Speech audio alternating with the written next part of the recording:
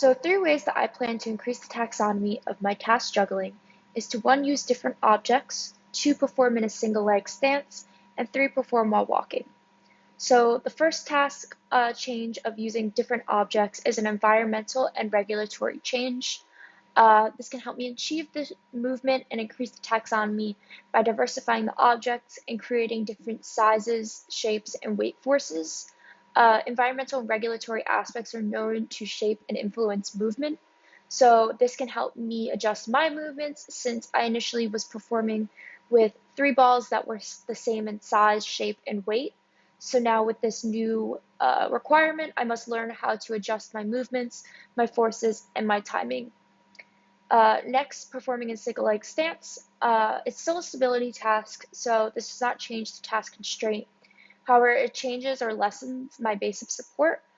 So it is changing my individual constraints by changing my sensory input or perception and my motor output or action, all in order to maintain my balance.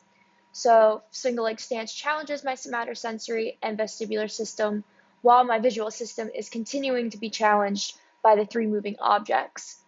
Having my lower extremity involved in the single leg stance, I'm unable to shift my weight, and as previously stated, decreases my base of support.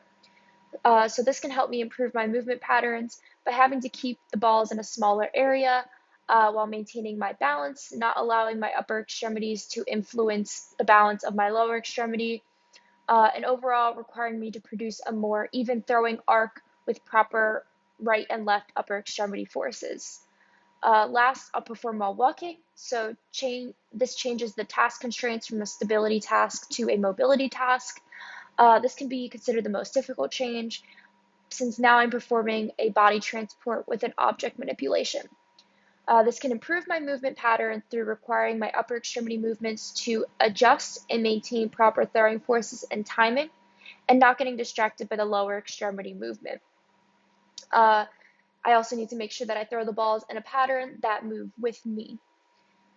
This being said, the stage of learning that I believe that I'm in is associative. I'm currently adapting, modifying, and selecting the best strategies for me. I'm learning the best way for starting for ball placement is to start with throwing the ball that is more proximal in my hand compared to more distal. If you see in the first video compared to the second video, I start by throwing the ball that is more proximal, as I found that if I started with the more distal ball, it made it more difficult later on to get the second ball out of my hand. And this change just displays the strategy of, or this change in strategy displays my knowledge of learning. It allows me to specifically adjust my movements in ways that can help me improve. Like said, I'm refining my skills and I'm looking at interrelated pieces. So I'm continuing to figure out my timing, my forces, my coordination, and overall just understanding that a force of one throw will influence its landing placement. So when I throw the ball with my left hand, I also need to make sure that my hand placement is in a spot where I can then catch a descending ball. But just overall, I'm finding decreased variabilities in my movements as I'm refining these skills and finding better strategies. I'm beginning to drop the ball less and increasing my repetitions.